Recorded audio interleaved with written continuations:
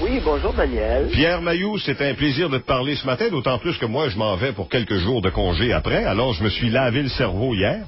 Oui. Et je me sens comme frais et dispo, finalement, pour t'affronter. Parce que, tu sais, qu'entre nous deux, le matin, il y en a qui considèrent que c'est un affrontement. Pas moi, toi? Non. Vraiment pas, hein? Ça pourrait l'être, mais ceux qui croient que c'est un affrontement ne savent pas, ignorent ce qu'est un vrai affrontement. C'est exactement ce que je me dis, et ne connaissent pas toutes les ressources de Pierre Mailloux en cette matière. Non, lorsque j'affronte quelqu'un, c'est sur un autre ton. Absolument. Et il s'agirait qu'il y ait un peu de télédiffusion ou de radiodiffusion de mes débats avec le Collège de médecins, vous verriez ce qu'est un affrontement. Pierre, parlons-en de ça, si tu me permets, parce que c'est quand même de ta vie privée, bien plus que de ta vie publique, mais où est-ce que ça en est rendu, tout ça? Ça continue, ça va continuer encore pour plusieurs années.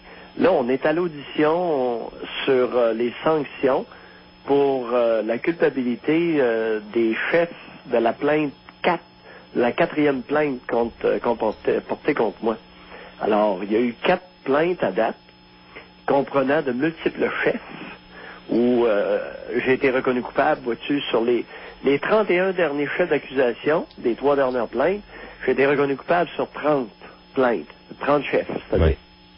Alors là, on est dans l'audition sur sanction d'un groupe de 14 chefs d'accusation de la plainte numéro 4. Alors, vous allez peut-être trouver loufoque que la 4e plainte soit traitée sur sanction avant la 3e et la 2e, mais c'est comme ça. Alors, la 2e, c'est l'histoire principalement de Tout le monde en parle. Oui. Déclaration concernant les ethnies. Oui. Et ensuite, il y avait la 3e, les mégadoses et mes propos à la radio. Et la 4e, c'est mégadoses, doses élevées chez les enfants psychotiques et le fait que je charge mon tarif de 300 $ de l'heure qui fait mal au Collège de médecins. OK. Ça, c'est... on est à date avec ces explications-là. Oui, pas mal à date, là, et ça continue. Oui, on n'a pas fini l'audition sur sanction pour la 4e. OK. Alors, il va y avoir encore au moins 3 ou 4 jours d'audition avant que le comité de discipline ne prenne en délibéré le tout. Et là, après ça, ça va être la plainte numéro 2, audition sur sanction, où j'ai été reconnu coupable d'avoir manqué à l'éthique là, concernant mes propos à Tout le monde en parle. Et ensuite, il va y avoir l'audition sur sanction. J'en ai encore pour 2-3 ans. OK. Hey, Pierre, parlons d'autre chose. Oui. Parlons, hier, je suis arrivé en cours d'une entrevue à Denis Lévesque, qui était en compagnie, je crois, d'un avocat, et on parlait de pédophilie, mais au féminin.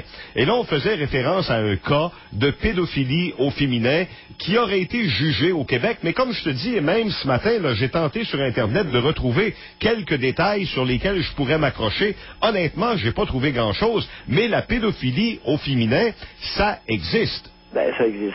C'est pas tout à fait la même chose. Ce qui arrive, c'est que 15% des pédophiles sont des femmes. Je regrette, j'en ai vu à date dans ma vie 2 cas.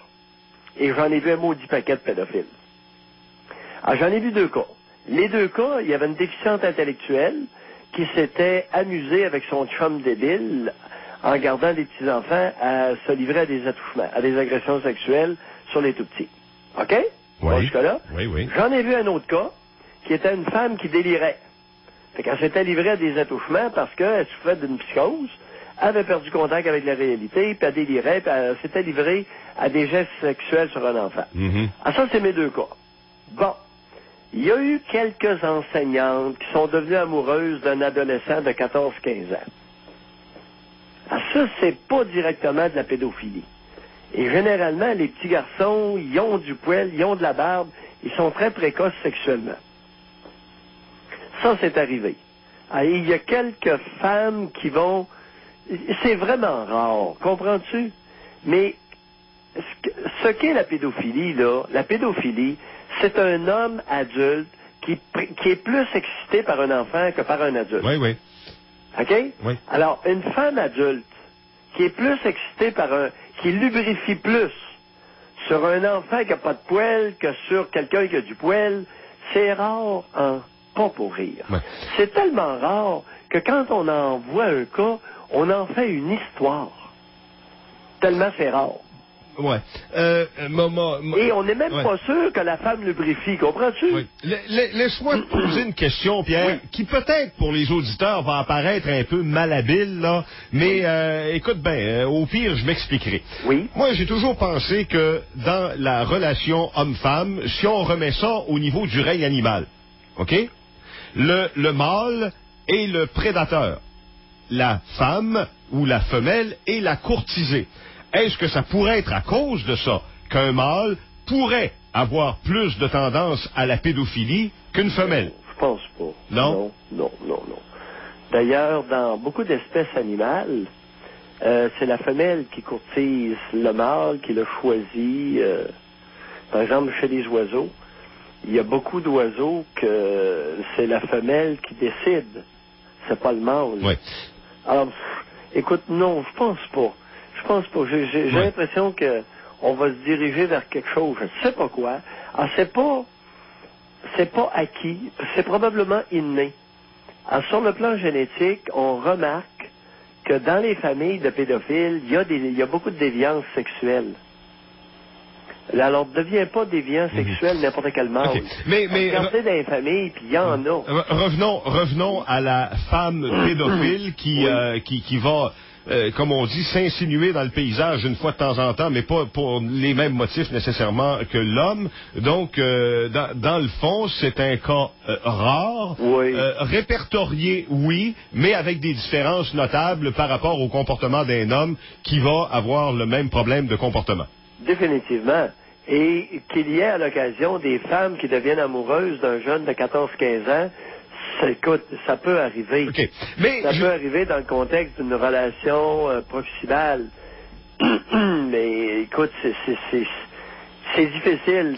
C'est difficilement trouvable. Pierre, tout ça est intéressant. Ramenons ça à la relation homme-femme. Bon. Comment ça se fait que c'est majoritairement des hommes qui battent des femmes si l'homme se considère pas comme un prédateur? Eh ben, écoute, ça, il y a un lien, par exemple. Ça, au niveau de l'agressivité, c'est définitivement relié à la testostérone.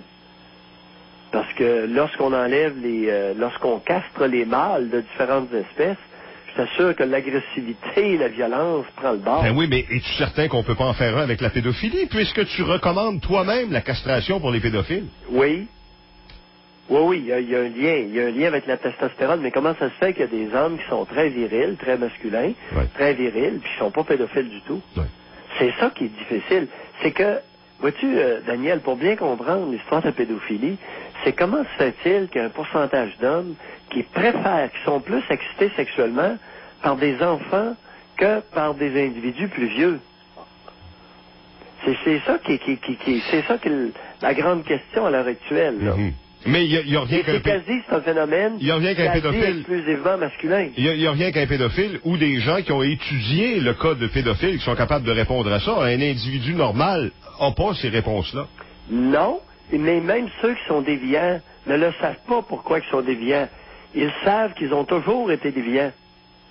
C'est là que ça devient intéressant, comprends-tu? Mm-hmm. Un homme ne devient pas pédophile.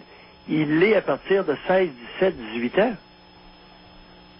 Je peux te l'assurer, ça. Si tôt que ça, ouais. Ben oui. Dès qu'il devient actif sexuellement, il développe rapidement une préférence. Préférence, c'est-à-dire que la plupart des pédophiles s'accouplent avec des femmes adultes, Daniel. Oui. Comprends-tu? La plupart des hommes pédophiles, ils vivent tous en vie commune. Ils ont toute une conjointe. Mais ils sont beaucoup plus excités par un enfant. Double vie. Oui. Avant, il était chez les curés, il rentrait chez les curés, puis il rentrait chez les prêtres, les pédophiles. Ouais, mais ça, là... Il rentre dans la maison d'une monoparentale. OK, mais attends un peu. Prenons 3-4 minutes pour parler de ça. T'amènes les prêtres dans le portrait, on va en parler des prêtres. Oui. Pierre, est-ce qu'il n'y a pas un peu d'exagération à ce niveau-là? Puis, laisse-moi m'expliquer. C'est-à-dire que les prêtres deviennent une espèce de cible facile à partir du moment où on en trouve 1, 2, 3, 4, 5. Mais ce qu'on oublie de dire, c'est que quand tu confines des gens dans un milieu donné et que ce sont tous des mâles, ça se peut-tu que ton pourcentage augmente parce que tu mets des mâles ensemble qui ont fait soit vœu de chasteté, vœu d'abstinence, vœu de ci, vœu de ça. Fait qu'au bout du compte, là, ça se peut-tu que ton nombre augmente à cause du volume, de la concentration? Pas tellement.